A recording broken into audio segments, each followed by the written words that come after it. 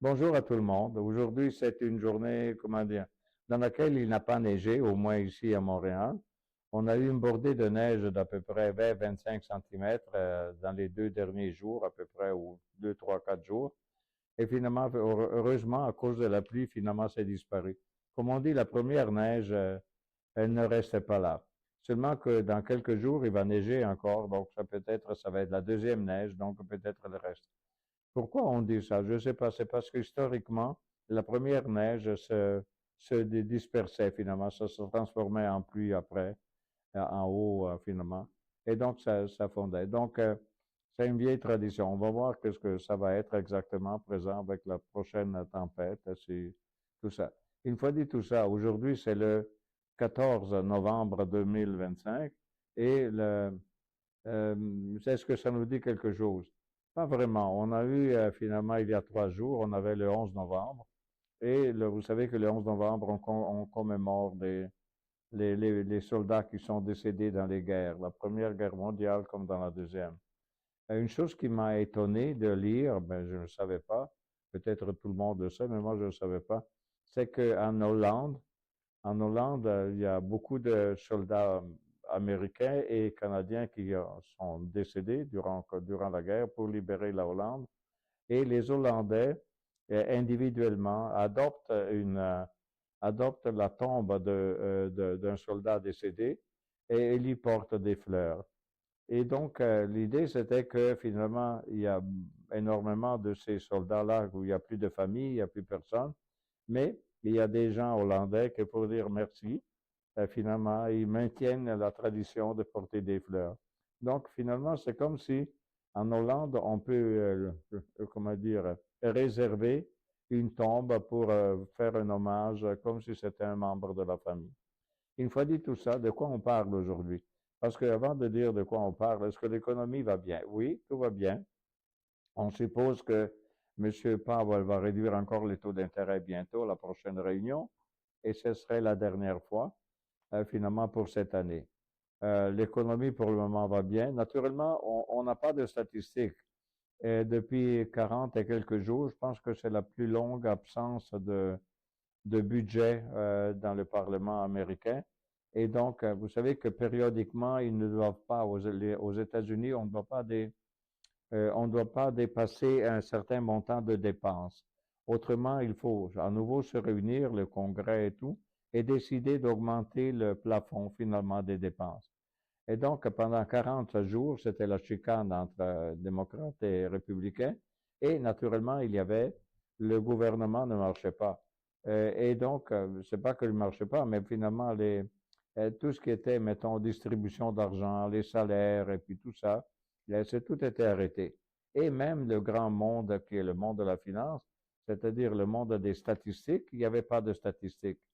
Donc, le fait qu'à présent, finalement, ils se sont mis d'accord hier, je crois, finalement, le marché a réagi d'une façon assez violente, parce qu'on a peur que quand les statistiques qui n'ont pas été données arrivent, elles sont libérées, ben peut-être ils annoncent des choses qui ne sont pas bonnes.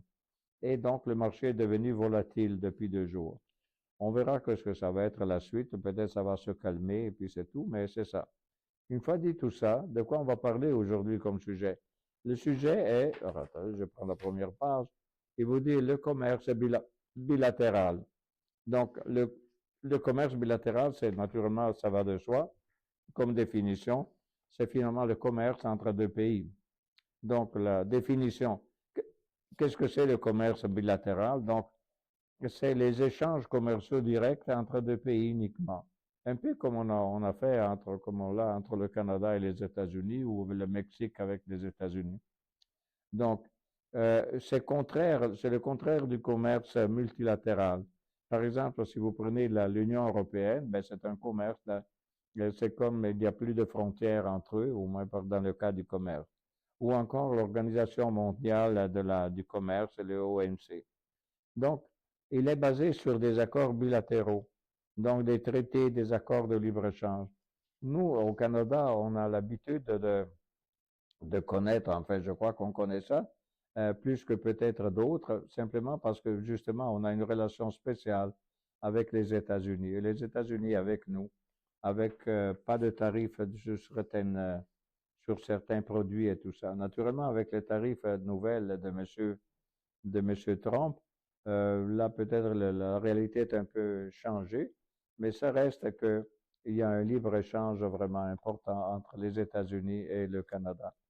À présent, si vous allez à la page, on va à la page 3, et vous avez des exemples. Donc, exemple concret de relations bilatérales, par exemple la France avec les États-Unis. Donc, biens, services, investissements. Oui, ça, c'est beau de dire ça. Aujourd'hui, les Français ne sont pas tellement d'accord. Imaginez, les bouteilles de champagne, peut-être vont augmenter de prix. Enfin, c'est une réalité. Tout ça, c'est une réalité, mais naturellement, il faut la voir. Elle est vivante. C'est-à-dire, elle était vraie peut-être il y a 6 mois, peut-être aujourd'hui, c'est moins vrai. Il y a aussi la relation entre Chine et Australie. C'est-à-dire, la Chine a besoin de minerais. Et comme non, la Chine a des minerais, pardon, et donne des minerais à l'Australie. Et l'Australie, finalement, elle manufacture des produits, finalement. Finalement, le commerce entre la Chine et l'Australie, laquelle ne va pas tellement bien en ce moment parce que la Chine est offensée par l'Australie ou l'Australie est offensée par la Chine. Enfin, ceux qui sont intéressés à la politique, à voir un peu qu'est-ce que c'est. Mais finalement, l'idée, c'est que c'est un accord entre Chine et Australie. Donc, deux pays, comme la France avec les États-Unis ou l'Italie avec les États-Unis. Ensuite, vous avez oui, à propos de l'Italie, vous savez, il y a un traité, enfin, de libre-échange, si on peut dire comme ça, sur certains produits avec l'Italie. Le problème, c'est que l'Italie produit des pâtes qui sont pratiquement uniques, bon, apparemment, comme qualité. Et donc, ça coûte plus cher ici un jour à faire des spaghettis, puis faire des macaronis, puis des choses comme ça. Voilà. Troisième cas d'exemple, c'est le Japon avec la Corée du Sud. Donc, c'est la technologie et composantes électroniques. Il y a un échange. Le Japon met du capital, la Corée du Sud fait travailler ce capital avec des productions de biens. Ils sont vraiment très bons, et les Coréens et les Japonais dans tout ça.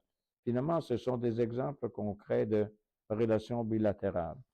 À la page suivante, on parle des avantages. Quels sont les avantages? Pourquoi privilégier le commerce bilatéral? Les négociations sont plus rapides que multilatérales. Évidemment, c'est évident, c'est-à-dire on parle juste entre deux pays. Ensuite, accord sur mesure selon les besoins des deux pays, renforcement des liens diplomatiques entre les deux pays et réduction des barrières douanières ciblées. Donc, les accords entre deux pays, ben, nous, on a vraiment l'exemple de l'ancienne, je pense, ALENA, ça s'appelait comme ça, c'est-à-dire l'accord que le Canada a fait avec les États-Unis à l'époque de M. Mulroney comme président canadien et de monsieur, je me souviens plus le nom, enfin de grand monsieur qui était président américain. Et puis, quels sont les inconvénients dans tout ça? Les inconvénients, c'est les limites du commerce bilatéral. Donc, il y a des risques de dépendance économique d'un pays par rapport à l'autre. Exclusion d'autres pays, le fait que c'est un accord entre Canada et États-Unis, mais d'autres là-dedans ne peuvent pas rentrer. Mais c'est pas vrai en réalité. Un cas typique, vous l'avez, apparemment, vous l'avez avec le Mexique. Le Mexique a un traité spécial avec les États-Unis, comme nous, le Canada, on l'a avec les États-Unis. Naturellement, apparemment, il y a des compagnies chinoises, lesquelles sont hautement taxées, disons, comme pour être importables comme produit aux États-Unis. Donc, qu'est-ce qu'ils font? Ils construisent une usine au Mexique et ça devient un produit mexicain qu'il peut être vendu aux États-Unis en sautant les barrières tarifaires. Donc, ça, c'est ce qui arrive à les deux et que la politique qui suit avec tout ça. D'accord? Il y a des accords bilatéraux célèbres, donc dans le sens que l'accord États-Unis, Mexique, Canada, ça, je vous l'ai déjà anticipé. L'accord entre les États-Unis et le Japon, l'Union européenne et le Japon, ça c'était en 2019. L'accord l'Inde avec les Émirats arabes unis, c'est en 2022. N'oublions pas que l'accord, vraiment, ce qu'on appelle l'ALENA anciennement, c'était de 1900, sauf erreur, 1988 ou par là, finalement. Et c'était vraiment tout un événement. Parce que je me souviens qu'à l'époque, par exemple, si je voulais acheter, mettons, euh, avant que l'ALENA s'établisse, si je voulais acheter un four à micro-ondes, par exemple, ça coûtait une fortune, ça coûtait 500 dollars, par exemple. 500 dollars parce qu'il était importé, il y avait plein de tarifs et puis tout ça. Grâce à l'ALENA, le prix tombait à 100 dollars. C'est ça l'avantage du bilatéral. Euh, les, euh, les poids, si vous allez à la page, enfin, on va à la page 7, les données chiffrées, le poids du commerce bilatéral. Donc, 60% du commerce mondial par des accords préférentiels, bilatéraux ou régionaux. Notez bien, donc en 2025, le poids du commerce bilatéral est important. C'est 60% du commerce mondial est basé sur des accords préférentiels. Par exemple, la Chine, finalement, elle a 130 et plus accords bilatéraux actifs. La France, parce qu'on fait ça en français, donc la France, c'est 70% de ses échanges avec des partenaires sont des accords bilatéraux ou régionaux. Donc, c'est loin d'être, disons, le fait d'avoir la globalisation qui ouvrait tout à tout le monde et tout ça. En réalité, les accords bilatéraux sont vraiment très importants. Donc, l'évolution récente que vous avez par exemple, entre 2020 et 2025, vous avez la multiplication des accords post-Brexit. Vous savez, le Brexit, c'était quand la Grande-Bretagne a décidé de se détacher du commerce, enfin de la parité tarifaire avec les pays de l'Europe, enfin les pays de l'Europe. Et puis, donc, il y a eu donc multiplication des accords post-Brexit, c'est-à-dire la Grande-Bretagne se retire du marché européen comme à la vieille manière, comme il était, comme si c'était, parce que l'Angleterre était un peu comme si c'était un pays de l'Europe. Mais les Anglais se sont jamais sentis vraiment européens et donc ils se considèrent vraiment anglais. Pour eux, c'est une autre planète. Et puis, et donc finalement, il y a eu à cause du Brexit, c'est-à-dire une fois que le Brexit a été fait, c'est-à-dire on a brisé ces liens entre donc l'Europe et la Grande-Bretagne, mais ça s'est traduit dans des accords bilatéraux entre pays européens et puis la Grande-Bretagne. Donc finalement, c'est une affaire qui revient. On veut le canceller d'un côté, mais la globalisation, non, mais les accords bilatéraux, oui. Ensuite, mettons, renforcement des chaînes d'approvisionnement bilatérales avec le post-Covid. Ben, les 2 années, 3 années de Covid, là, ont été marquantes pour des accords bilatéraux et puis tout ça. Donc, le focus, c'est sur la sécurité économique. C'est-à-dire, la sécurité économique, c'est que finalement, on se garantit d'avoir un approvisionnement, par exemple, de matières premières, et en même temps, on donne à l'autre, mettons, le produit fini.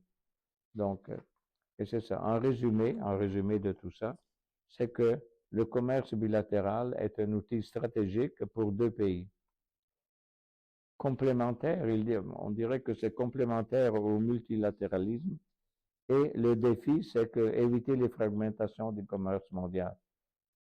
Parce que justement, le commerce mondial, ça voudrait être libre tout le monde d'acheter et de vendre d'un pays à l'autre.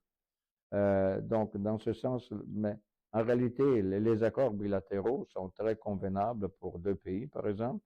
Et ça, si vous voulez, ça risque de briser finalement le commerce mondial. C'est-à-dire, le risque finalement, c'est la fragmentation donc du commerce mondial déterminée par donc le fait des accords bilatéraux. Finalement, c'est une histoire à suivre, mais finalement, les accords bilatéraux d'abord ont toujours existé dans l'histoire. Et puis, mais en même temps, on a la concurrence de la globalisation. Donc, on s'en va apparemment, oui, on a la globalisation générale, mais un peu atténuée comme réalité, tandis qu'on a des accords bilatéraux qui sont fonctionnels et qui vont bien entre deux pays. Et voilà, c'était tout pour ce sujet-là. Donc, un bon début d'hiver, si on peut dire comme ça.